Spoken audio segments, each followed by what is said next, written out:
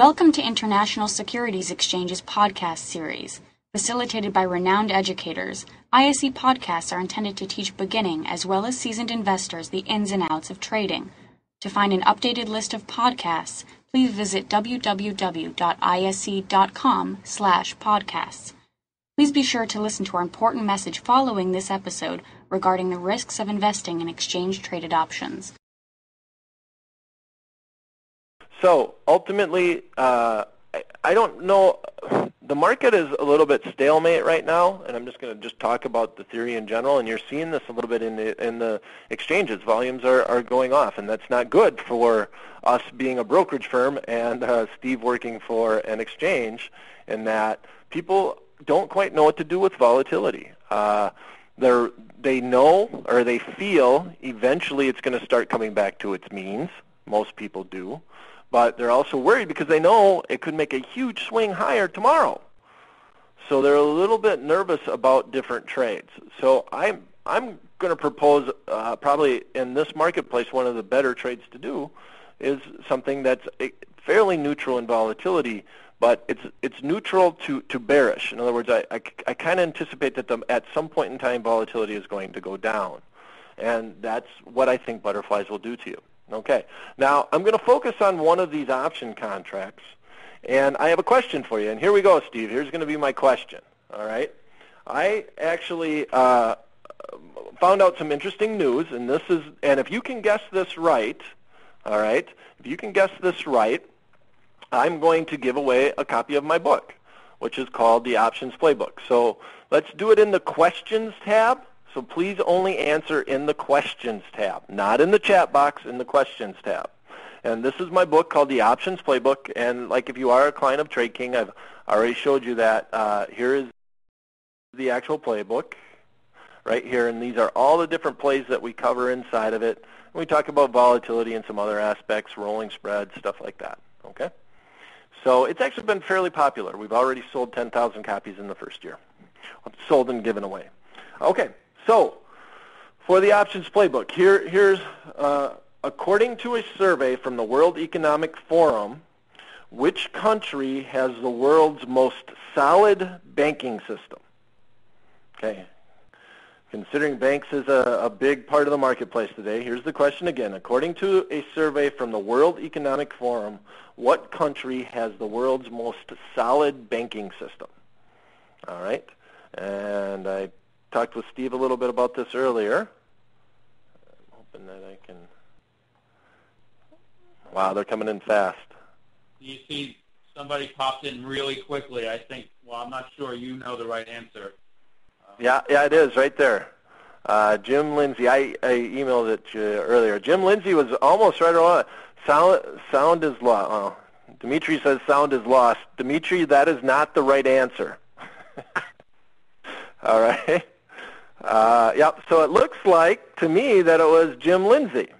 Absolutely. And the answer is Canada. And there was a very close second, actually. And the very next answer came in from Steve Arnold, and that was Switzerland. And the answer is Canada.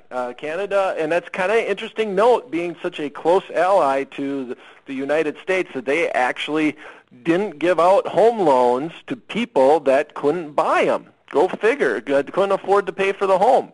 Isn't that kind of amazing? And they kept to their guns, and they didn't give in to all the pressures, and Canada has actually maintained a very solid banking relationship.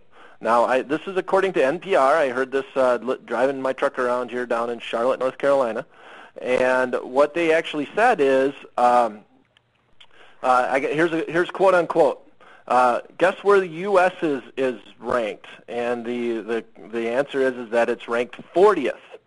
We are actually ranked behind Germany, Chile, and Namibia, if you can fathom that. So your money at this point in time would be better placed in a Namibia bank than in the U.S.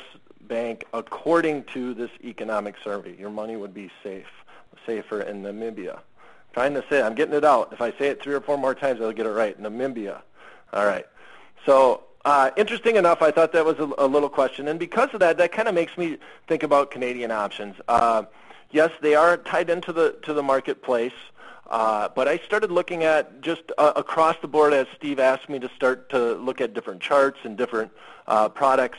And if I looked at the ISE chart, we actually, it looks like there's a lot of support across the board here. All right, so I decided to be a little bit bearish by looking at this chart. And so I picked out some different strategies that we can do accordingly. Now, when you think about it, the Canadian dollar is tied into the U.S. dollar, but a couple other things. They are pretty big on oil. Oil's been beaten up recently. It traded as low as $40 a barrel. Today, I think it traded right around $45 a barrel.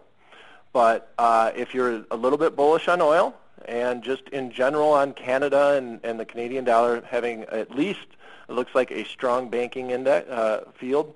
They're a little bit nervous about the housing market, though. When building stops, their timber industry gets hurt a little bit. But their banks are doing well, comparative ranked number 1 as compared to us, ranked number 40. Okay, so let's look at some trades.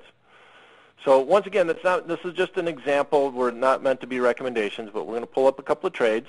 And these are, we purposely use things from last week because I don't want to imply that this is where we should be at. One second, where did I lose? Well, I lost my spot, but that's all right. Okay, let's pull this back up. Butterfly spreads. Now, what is a butterfly? Well, a standard butterfly is actually just a combination of two spreads. A lot of people get, oh, gee, a butterfly, what a crazy trade that is. Well, it is a little bit crazy in that you have 3 legs. So commissions are a little bit higher, and you should keep that into account if you're going to think about them. But it really can be broken down into 2 simple spreads. In the Canadian, the CDD is the symbol for it. It's the U.S. dollar. Remember, if you're bullish on the U.S. dollar, you'd buy calls. If you're bullish on the Canadian dollar, you'd buy puts. The exchange rate was at 124.626. So if you typed in CDD in most brokerage platforms, this is the value that you'd come up with. There was 35 days to expiration, and these examples were put together on 12/11. I guess that would have been Thursday of last week. So a long spread means that we would be buying this 120 call, and we'd be selling the 125 call. I centered the first butterfly right around the at-the-money mark because that's what most people like to, well, that's what most people think of when they think of butterflies. And now we're going to actually combine that with a short spread where we sell the 125 call and we buy the 130. Now notice here, obviously these are interchangeable, so you would never enter it this way unless you want to pay extra commissions. You can enter it all as one trade. This is a credit spread that wants the market to stay below 125, and this is a debit spread that wants it to stay above 125. So the best case scenario would be is if it went out right at 125, this credit spread would make as much as it could, and then if it went to 125 and finished right there, this long spread or debit spread would make as much as it could. Okay, and hence we do the entire butterfly for a net debit of $1.03. The credit minus the debit gives us a net debit, and we'd enter it on the trading floor as this, call up our broker and say we want to buy this one, sell 2 of these, buy 1 of these, and we want to do it at a limit price of $1.03 to the account. Okay? Now, our max gain on this position is 103. Oh, I'm sorry, the max gain is 5 minus 103, or 397. The max risk is 103, and here's where our break-evens are at. Thank you for listening to our podcast. To find more podcasts on options, stocks, alternative markets, and market data, please visit www.ise.com/podcasts.